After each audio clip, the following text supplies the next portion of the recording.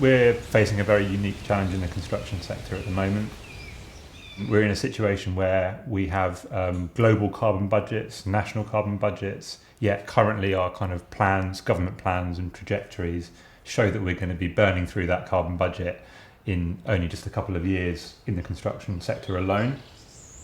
I think there's these historical models of the construction sector, how they work in a kind of hierarchical point of view, with the kind of very rich at the top that are pulling all the strings, and that's leading to kind of unaffordable, unsustainable construction throughout the country.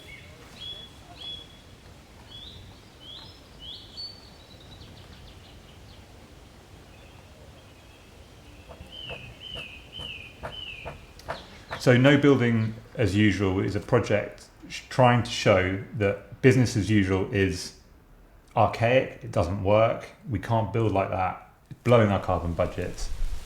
So No Building as Usual is about showing how we can build with much more circular systems, how we can get away from fossil fuels, how we can reduce our kind of traditional foundation typologies using lots of concrete and reinforcement, how we can build in a way that is in context with the local environment. And so yeah, we're hoping that through showing a project which does things a bit differently, we can demonstrate another way.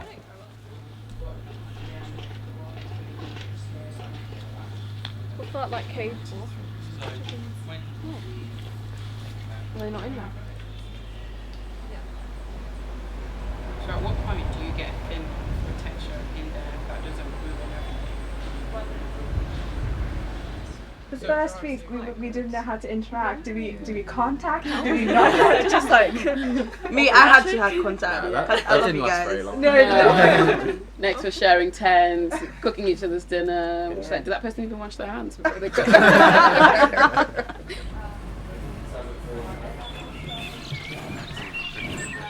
We had a late start today.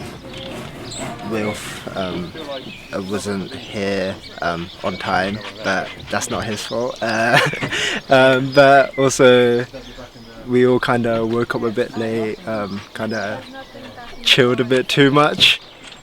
I think it's kind of normal for us to be slightly behind on schedule, because I think everyone's doing something new every day, and it takes a bit of time to get it adjusted to the situation and all the different programs that we've been assigned to.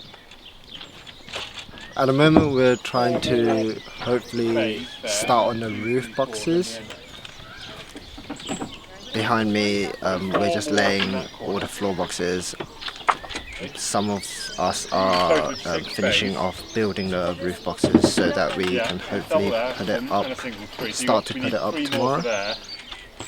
Hopefully by next week we're hoping to at least get half of the walls done and up, maybe, if we're being too optimistic. Was it our first night? I think the second night the clients came over, and then you feel automatically connected with the build more because you're talking about it with them, and you can see how passionate they are, and they really were loving the idea that students were involved in the process and they wanted to know each and everything about us.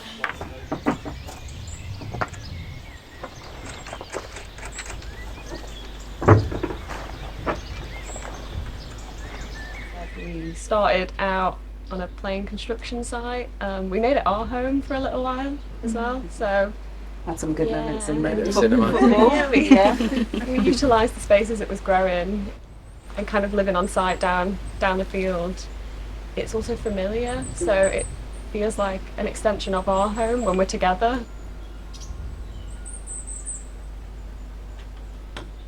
The campsite has really come up slowly, but it's come up well because like fitting in the toilets and the showers, that was a priority. We wanted to do it for the first week.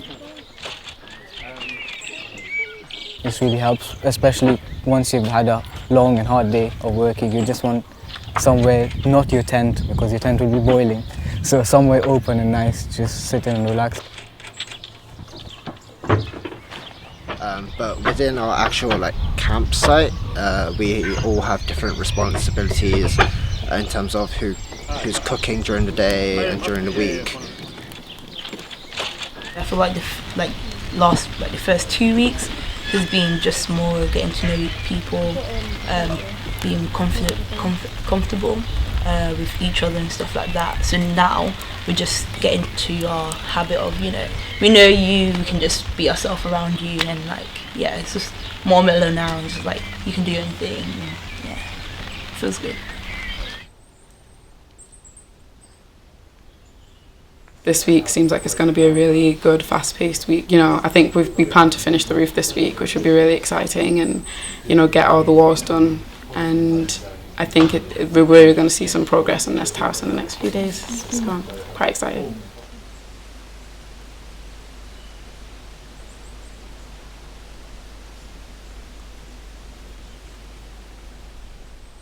We're working some long days after some cold nights, sleep, So, you're not even just at your usual, Happy bubbly self. happy bubbly self.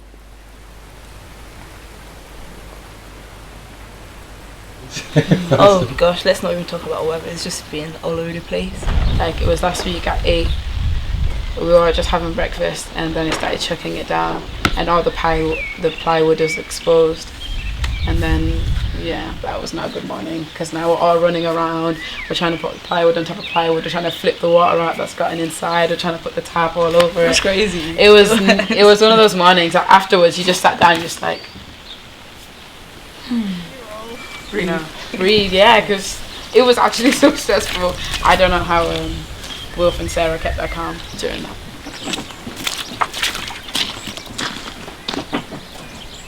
Being honest, it does take a toll on you.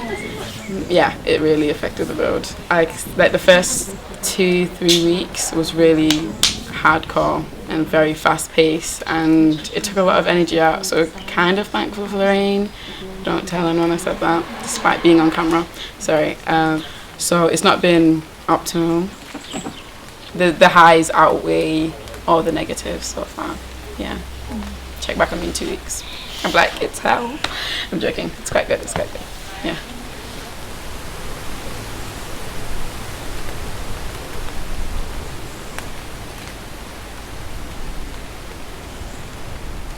Just see it from one way, like my mum says, it's just not gonna work. You need two brains are better than one, so having 12 gives you a house like that. That's all I need to know.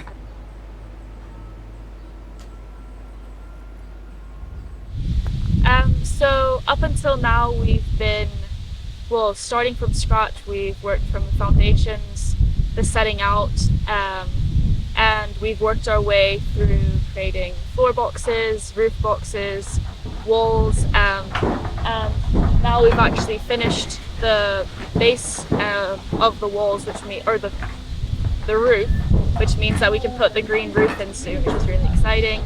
And we actually might even start doing some cladding, which is really exciting. I feel great. My brain is literally at the edge of exploding. Learned so much because I'm the type of person who I need hands-on. That's how I learn best. So yeah, I've learned so much. I'm just ready to go back and kind of incorporate that in my uni work. So I'm pretty excited to actually start uni. It's like a bittersweet situation. Yeah, it has been 10 weeks camping, working physically every day for long hours. At some point you're like, I really want to see this building finish and I really want to keep going. But then there's also the outside, I miss my family. But otherwise, it's been a great 10 weeks. I can't believe it. I can't believe 10 weeks has gone already. It's flown so quickly. You start in week 0 and you just can't imagine getting to 10 weeks. I feel like there'll be some tears at the end of this for sure. Lots of hugs.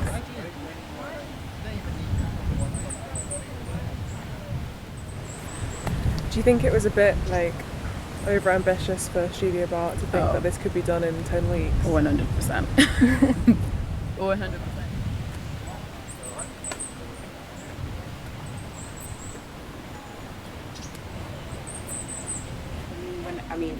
I'm not proud to say it, I did cry when I entered the house. Just seeing it lived in, and knowing that when we first started it was literally just planks of wood as a foundation, and knowing that we were all part of something that made something so livable. It's now a home. It's not just a house that you're building, but it's turned to a home. I think that's where the emotional part kicks in, so it's nice. Especially. We knew we were never going to be grand designs. This wasn't a £1 million project, and we didn't find the extra money under the back of the sofa like they do on the telly, but we just went for it. And what a wonderful and diverse and talented group of individuals.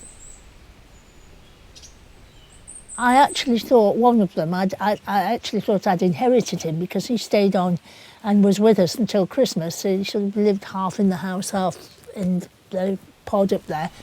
But I was quite sad when he went. That was Matt. I thought, yeah, he's quite useful. He can do things.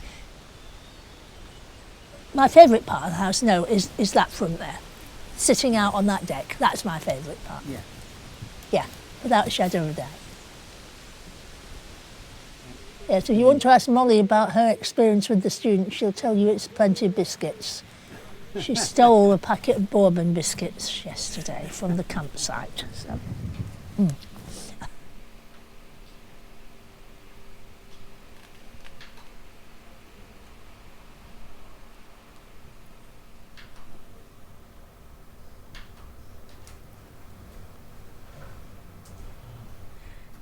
I guess the weird thing is that whenever I tell people that I did this, they're like, what, a building that actually stands that you can live in? And I'm like, yes, it's actually livable.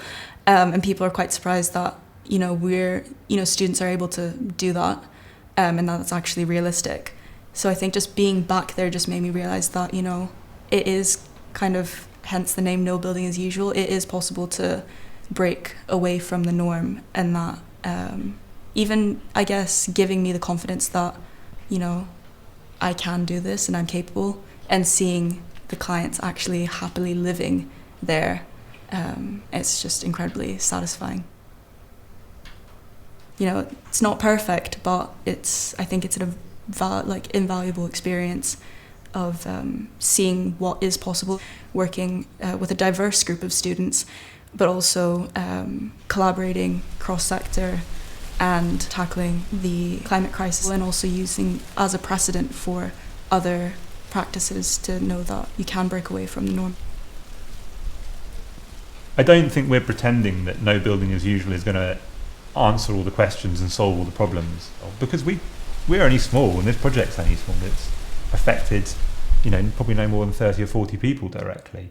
But imagine if there were 10 of these projects, or 5 bigger ones around the country or around the world, and I think this could have a dramatic effect on the sector.